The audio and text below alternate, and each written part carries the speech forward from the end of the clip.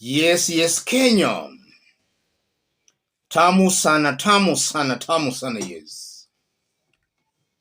Since yesterday, there is a tweet involving David Ndii, William Ruto's economic advisor, a tweet that has been generating a lot of heated political debate, and I felt it's important we have a look at the tweet, after which we are going to dissect it, for Kenyans to understand the current state of affairs in Kenya Kwanza government. Mshika dau mkuu, any hope mambo itakuwa sawa by mid next year or bado machozi tu? That's somebody by the name Mshika dau who asked David Ndii that question. And then David Ndii replied, "You are asking when patient in ICU will go home. I don't think you want my honest opinion." Yes. I want us to dig deep into that for Kenyans to understand what's happening here. If you are watching us but you have not yet subscribed, subscribe, give this video a like. Let's proceed. Yes. Let's put things to perspective. When William Ruto and his team came to power, they were blaming Uhuru Kenyatta and Raila Odinga, the handshake, for having messed up the economy. And some Kenyans believed him, not knowing that Raila Odinga was not in government. William Ruto was in government since 2013. So Ruto was deliberately lying to Kenyans, and Kenyans were believing him. And that's what I've always described here as politics of propaganda.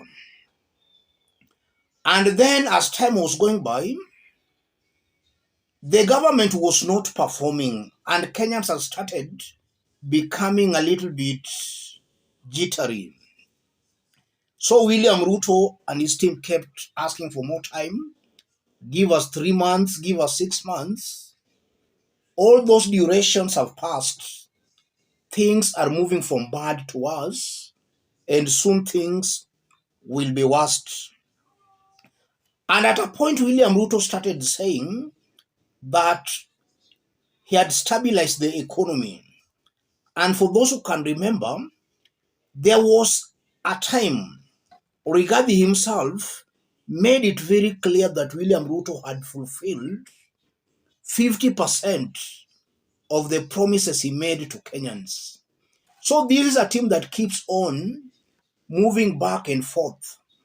Anytime they feel it's convenient to say they've stabilized the economy, they will talk it very loudly on how they have stabilized the economy. If things are bad, they always pass the blame to Uhuru and Raila Odinga. So they are not very consistent on whether they have stabilized the economy or not. These remarks by David Ndii. David Ndii is William Ruto's chief economic advisor, and he has been really sharing very many posts and tweets with Kenyans. And the tweets are really spelling doom for Kenya. Or rather, they really expose the harsh economic realities Kenyans will undergo for some times to come. The interesting bit about David Ndii and the tweets, Kenyans are not taking David Ndii seriously. At least those supporting William Samoei Ruto. David Ndii is making it very clear to Kenyans that things are bad. Kenyans should not be very much optimistic of the promises these politicians, and more so in Kenya Kwanza, are giving them. David Ndii has been very consistent on that. If you hear the politicians, especially the Kenya Kwanza politicians, they have this habit of constantly lying to Kenyans that just be patient, mambo itakuwa sawa. Kenyans have been patient for over 1 year. Things are moving from bad to worse. From the sentiments, David is exposing one thing. Ruto and his team, him included, are totally clueless on governance. They don't have a solution to the ills bedeviling the country. That's one thing David D is trying to tell Kenyans. Don't expect much. This is a clueless team. Secondly, if you hear William Ruto supporters speak, then you can see clearly where the problem is as a country.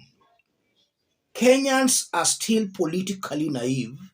A leader or a politician who offers himself or herself for a public office, that leader should use that office to find a solution to the ills that the population is going through.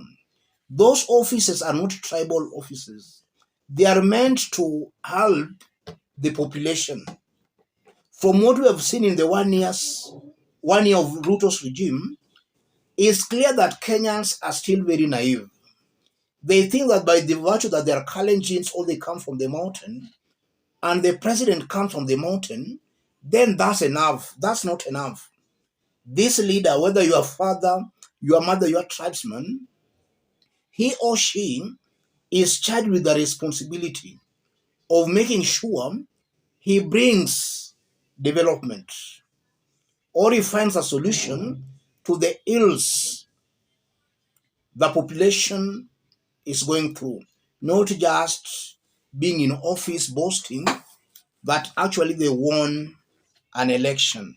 So in a nutshell, I'm just trying to say that Kenyans are politically naive, and most of those Kenyans supporting Kenya Kwanza. It's high time Kenyans should wake up to realize that these leaders are misusing them. As I conclude, from David Nd's reply, I'm seeing the situation not going to improve. And already we are seeing the shilling is weakening more against the dollar. And for those who can afford to remember, government to government oil deal, Ruto himself in broad daylight assured Kenyans that that deal was going to ease the pressure on the dollar, and that was going to strengthen the Kenyan shillings to around 120. The dollar is almost heading to 150 plus. So the shillings is still weakening against the dollar. And that proves that Ruto has no idea, no clue at all on how to address that issue. I've seen William Ruto speaking today about some issues, and just yesterday, about 1 day ago, he made a U-turn on the El Nino rains, and already a lot of taxpayers' money had been spent in preparations for the El Nino rains. So you are just seeing the incompetency here, and that's where the problem is. Those holding those government offices, starting with William Ruto himself, they are not fit holding those offices. They are still green when it comes to governance.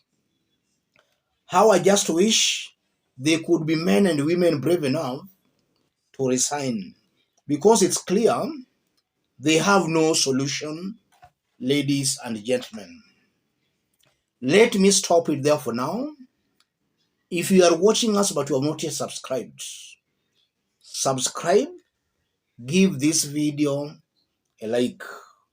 And to our fans and subscribers here, I'm very much humble, very grateful for the kind of support you are giving me here.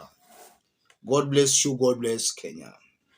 Any other person who may want to support our forum, contact me through that number below. And to those watching us outside Kenya, drop a comment. Let us know from which part of the globe you are watching us from. Let's meet in our next analysis. Thank you.